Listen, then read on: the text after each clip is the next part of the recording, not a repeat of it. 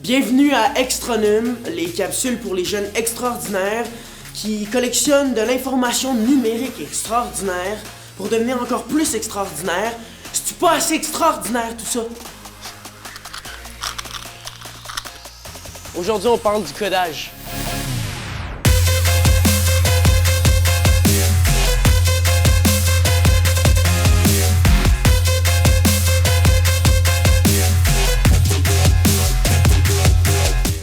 Le codage, est-ce que c'est un langage pour les robots?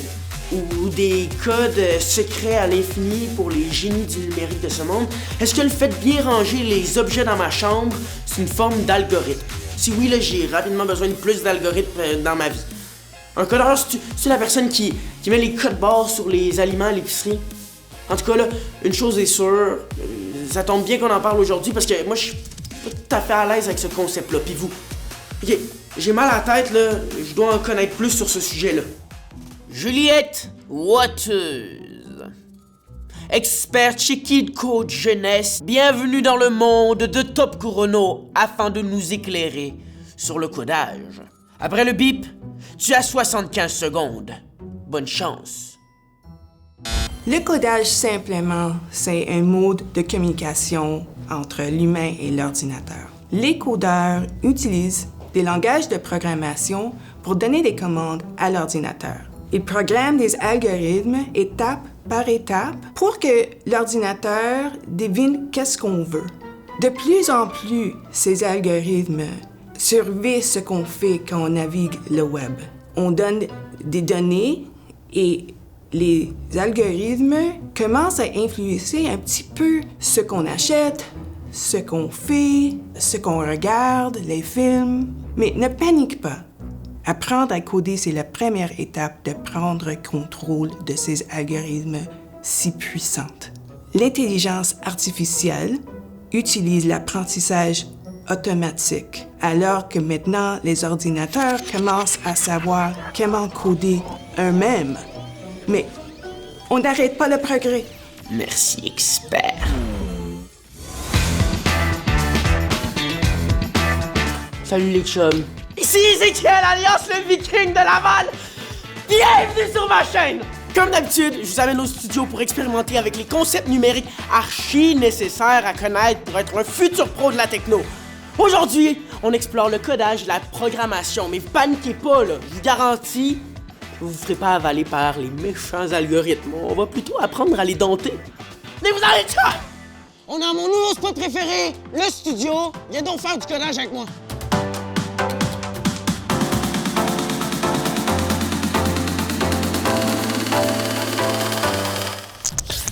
Laissez-moi vous expliquer un peu c'est quoi le codage. Dans le fond, là, le codage... Faut que je parle moins fort, là. Ils m'ont dit que j'allais pas pouvoir revenir si je parlais fort même encore. OK, c'est vraiment simple, le codage. Tu mets un bloc par-dessus un autre bloc, par-dessus un autre bloc, puis chacun de ces blocs-là, ils vont servir à animer ton bonhomme puis faire interagir son environnement. Check, man. C'est ça, là, les blocs que je te parlais. Mettons, là, tu prends ce bloc-là parce que tu veux faire bouger ton bonhomme. Puis là, après ça, tu peux prendre un autre bonhomme, un autre bloc, parce que tu veux que ton bonhomme, il glisse sur une banane. Puis après ça, tu veux que les nuages en arrière de ton bonhomme, ben, ils bougent, puis qu'il y a un oiseau qui bouge. Mais là, tu prends un autre bloc, puis un autre bloc, puis à la fin, ben, tu te ramasses avec un jeu vidéo complet, man! C'est malade! Bon, alright, regarde bien ce que je viens de créer.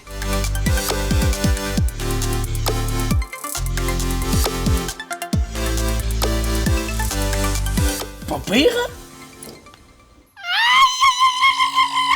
Et mes futurs codeurs, méchants voyages au pays du codage!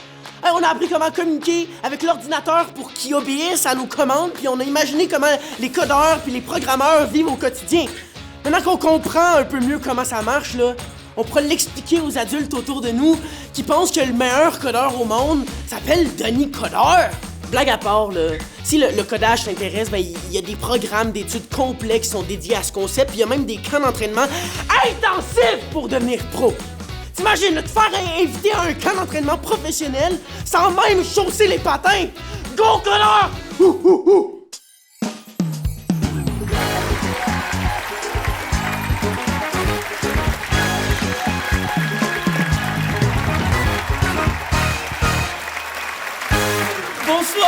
Bonsoir! Ah, bon après-midi!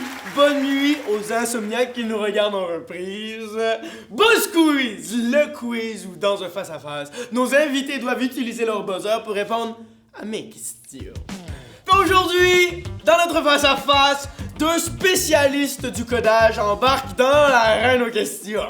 Dans le coin gauche, Mark Zuckerberg, qui a codé Facebook à l'âge de 20 ans.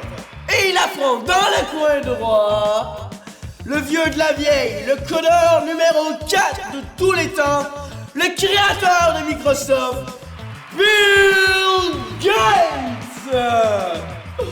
Ouais! Alors, première question. Si pour apprendre à parler, on a besoin d'un alphabet, pour apprendre à coder, les codeurs ont besoin d'un A. Langage de programmation. B. Litre de café. C. D'un réseau Wi-Fi. Marc, allez-y. La bonne réponse, c'est A. Le codeur. Les codeurs. Les codeurs se servent de langage de programmation pour effectuer leur travail. Effectivement, Marc, les langages servent à créer les algorithmes qui permettent aux ordinateurs d'accomplir nos commandes. Si on est honnête, je crois qu'on peut dire que toutes les réponses sont bonnes, non? Du café et du Wi-Fi pour des heures de codage! Allez, deuxième question. On le sait, hein, la programmation et le codage sont des concepts qui se complexifient au fil des avancées technologiques. Alors, pourquoi est-ce que les gens ont peur des algorithmes? A. Parce qu'un jour, les ordinateurs vont nous voler nos jobs. B. Parce que les codeurs sont de dangereux génies occupés à mettre en œuvre un plan machiavélique. C. Parce que grâce à l'intelligence artificielle, les ordinateurs peuvent maintenant apprendre des codes pour développer leurs propres commandes. Si, grâce à l'apprentissage automatique, les ordinateurs sont maintenant capables de repérer des modèles pour créer du code. Fascinant! Troisième question. Vrai ou faux?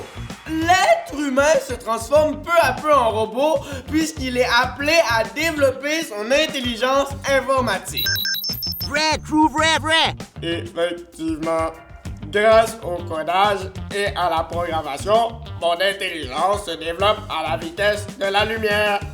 Je parle maintenant 81 langues. Dernière question. Qui voit des algorithmes dans sa soupe, passe son temps sur les réseaux sociaux et est tellement souvent au studio des bibliothèques de Laval que l'équipe s'inquiète pour sa santé? Facile. La réponse est le Viking, alias Ezekiel. Bonne réponse! Rejoignez-le au studio. Je vais lui envoyer une invitation Facebook. Merci beaucoup et à la prochaine!